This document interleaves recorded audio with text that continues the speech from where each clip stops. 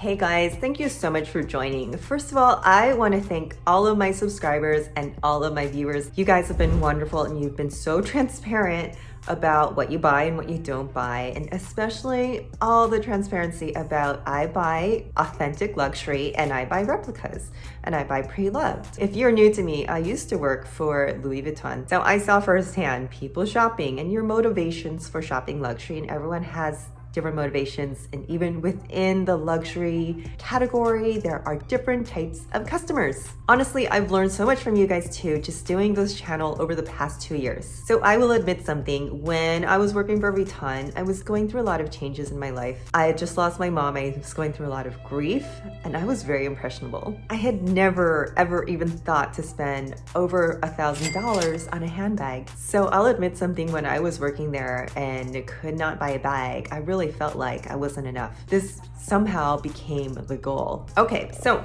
in just this series about rich ladies who buy fakes, this has kind of felt like a fun experiment for me, just finding out about this whole world. Like, I know replicas exist, I just didn't know who was buying them. Like I said, I worked for Vuitton, where I was watching like rich people buy the real stuff. So when I find out that rich people are buying the fake stuff, whoa, mind blown.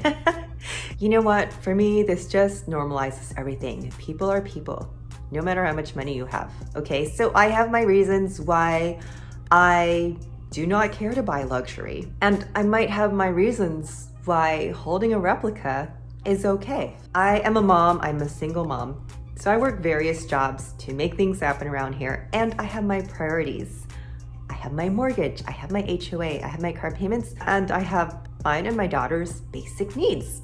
Spending over $1,000 for an item, a commodity, a consumer good is really not in my priority right now. Okay, now I'm not putting anyone down if that's what you want to do, because in previous videos, I've said, save for it, have a plan to pay for it, reward yourself every now and then, don't feel bad. I get it, I've bought little things for myself here and there, but for me, in this point in my life right now, I'd rather invest the money or spend it on a vacation. I didn't always feel this way. Like I said, when I worked at Vuitton, it was like I felt not good enough if I couldn't afford a bag. In the situation I'm in, it is fiscally irresponsible for me to go spend my money on a bag. If I felt that way, I know there's so many of you here watching YouTube, watching these women unbox these expensive handbags, feeling not good enough. And that is a belief that you have to take out of your head, because you're never going to be good enough. Now, another thing, I witness customer behavior on the floor, okay?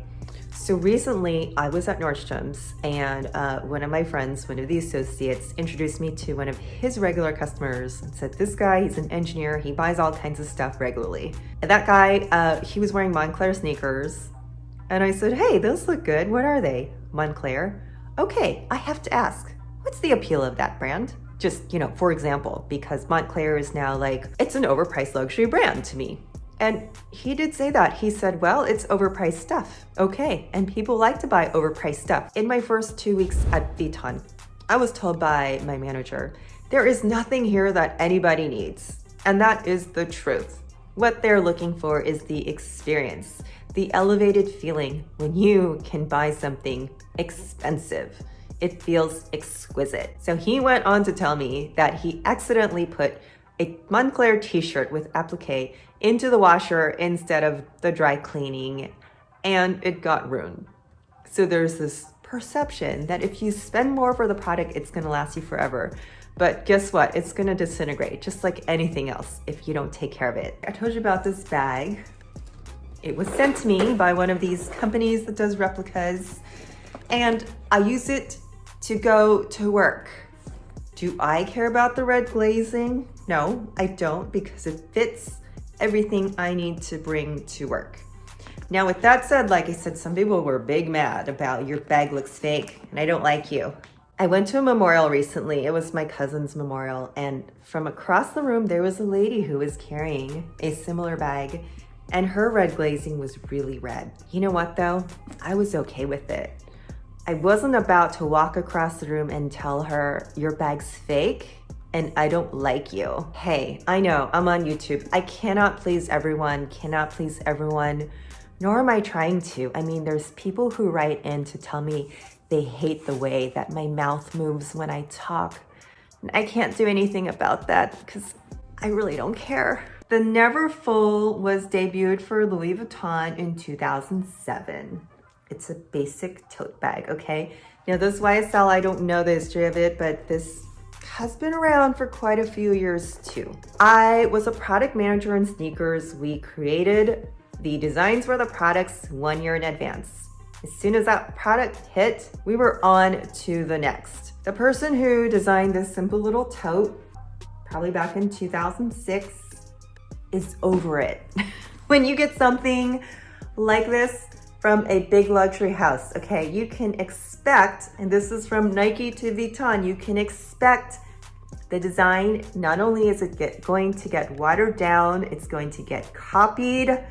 It will start from the top and be copied all the way down, mass production from every brand in between Louis Vuitton and Walmart. It's like done and over with. And then you have to design the next thing. So they're honestly not thinking, oh, look at my design got watered down and is still being watered down over 10 years later. The Neverfull designer is over it. And they've got to design the next new thing. Otherwise you're out of a job.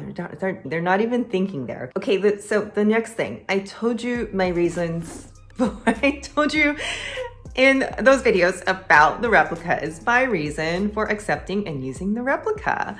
I'm not trying to fake anyone out. I literally tell people, look at this bag, it's fake. What I learned about this, oh my gosh, it's a bag. I don't have to worry about it because it didn't cost me $2,000 and it holds the things. Do I feel fake carrying it? No.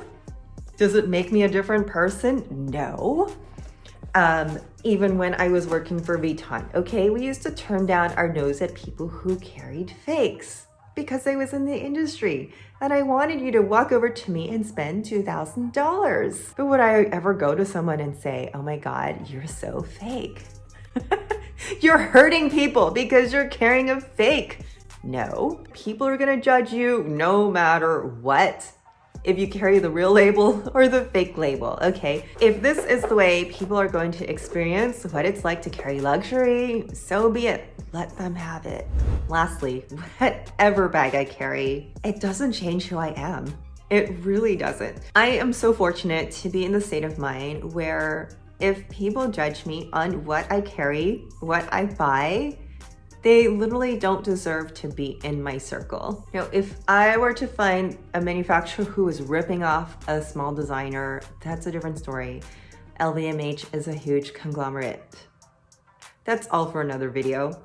But I've just told you my experiences now from working in luxury retail and working from the design perspective of different manufacturers. I hope you're strong enough to recognize what you need and don't need in your life. And it has nothing to do with material goods. I'm a handbag lover, whether they are inherited bags, bought pre-loved, gifted to me, contemporary, whatever brand, it's a handbag. Sure, I've triggered some people and maybe I've made some new friends. I don't know. Anyways, thank you so much for joining.